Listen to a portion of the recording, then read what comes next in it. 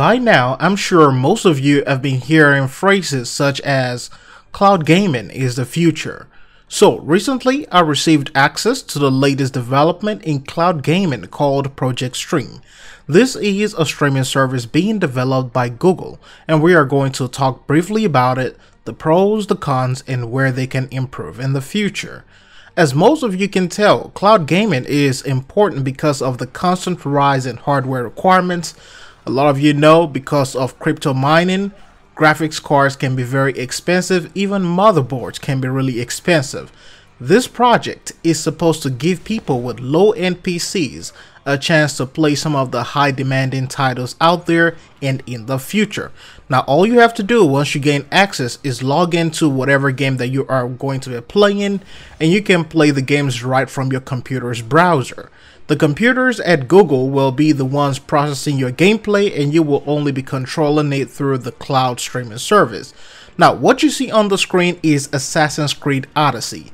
As soon as I launched the game from the browser, it immediately put me in a full screen mode, and that is something I never really expected. I thought I would have to adjust that myself.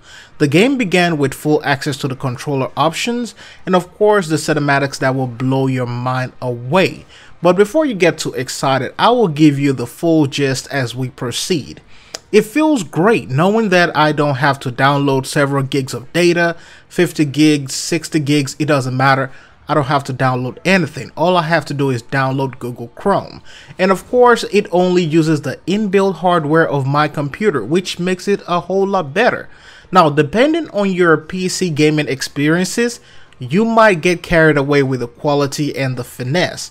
But if you've played on higher specs as far as PCs or consoles, then the experience can be a little bit underwhelming. The options within the game settings are limited. You cannot adjust certain graphical settings or resolution. You basically have to deal with whatever is available right now. So you'll be stuck playing at what seems to be maybe 1920 by 1080 resolution. And even if you have a 4K display, you will still play at a very low resolution, which is a bad thing for me. Now, one of the things that I noticed is the choppy animations from time to time. At first, I wondered if it is something that had to do with my internet or my PC specs, but then I realized that I am way above the recommended requirements, and my internet is at 400 megabits per second, so I wasn't sure what the problem was. The hiccups are not that bad, but like I said, if you have had better and you've experienced better, you will feel it right away, and it will feel a little bit mediocre in terms of experience.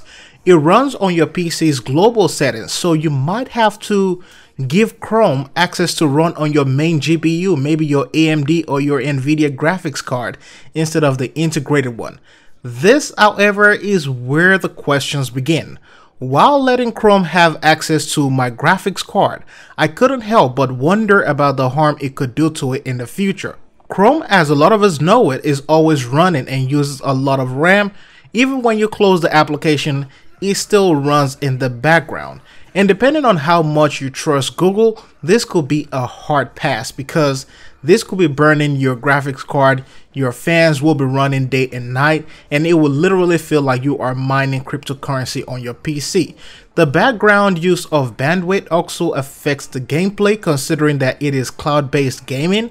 Now, I will however say, if you have or you are gaming on a high-end PC with lots of space to spare, then this is not going to be a system for you. If you have a lot of space, you have a lot of higher specs, then don't even try this out unless you just want to do something like this.